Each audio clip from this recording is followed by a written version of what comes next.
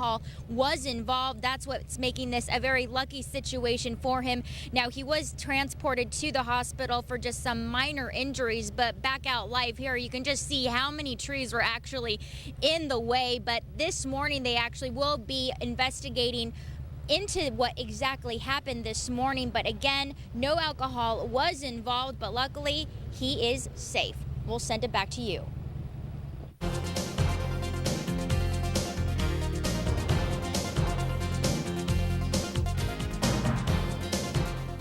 On Tuesday, June 5th, San Diego voters will head to the polls to try to elect the city's next mayor. All this week, we will be getting to know the candidates, where they stand on the issues, and the changes they will bring to City Hall. This morning, we're joined by Congressman Bob Filner. He's the only Democrat in the race. Congressman Filner, thank you for being here this morning. Thank you for doing this. There are many issues that are pressing in the city right now. I want to kind of get you on record here this morning and say, what is the most important issue to you? Is it unemployment, immigration issues, pension reform, and what would you promise to do to fix that? You know, jobs is a key issue. I don't care what level you're at, if you're in Congress, if you're at state, if you're in the city. We have to improve the economic situation because everything follows from that. Everybody's health and safety and education, everything follows from whether there are jobs. So I have a three-point plan that starts off with number one. We have a beautiful port. It's the biggest Navy base in the world, but it's never really reached its potential to bring cargo in and out. We are not a maritime center in this country. You go to Los Angeles, New York, even Seattle, San Francisco, they're all major maritime centers. And we're talking about not only tourists, but thousands and thousands of jobs. So that's the first thing we have to. We should become the alternative energy capital of our nation, if not the world.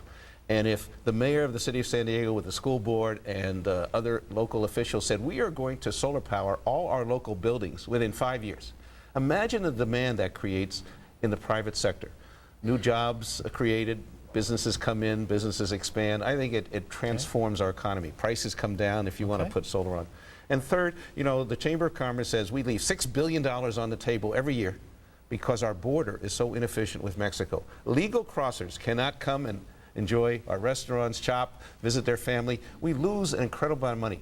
This is rather easy to fix in terms of compared to other major problems. Okay.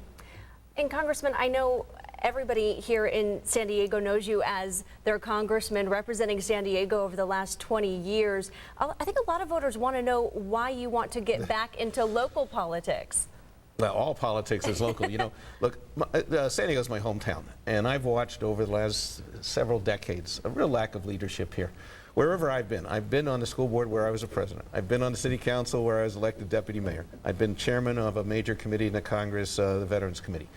I have been a leader everywhere I've gone, and I look back in San Diego and said there is no leadership, not for jobs, not for the environment, not on the pension plan, you know, not on making us a livable, walkable city. And I said, why not provide that leadership? Besides, you may have heard a rumor that Congress is a little bit dysfunctional. It's very hard to get anything done there.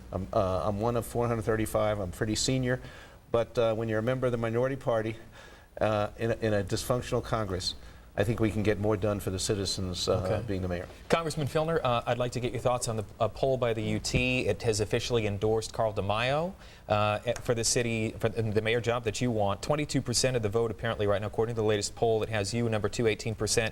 Nathan Fletcher is surging since he's gone independent at 17%. Bonnie DeMantis 8%. 35% are still undecided. So I'd like to get your thoughts, A, on that poll and about the endorsement. It shows you can win as a write-in, Dan. Oh, is that what it shows? That's what it shows. You know, are you concerned? It's a three-way race for this top position. The poll showed. I don't think Mr. DeMaio got any help from the endorsement. The Union Tribune hasn't figured out that they have no more influence on the city. So, you know, it's going to be a close race. And because you have 4 people who are well-known, who are in office, who have some level of recognition. And I think my experience stands out amongst them all. I think I'm also the newest candidate in terms of wanting to change the power structure of this city. We've been dominated for 4 or 5 decades by a small group of people who have controlled decisions. There are reasons why the port has not been developed. There are reasons why we don't live in a walkable city.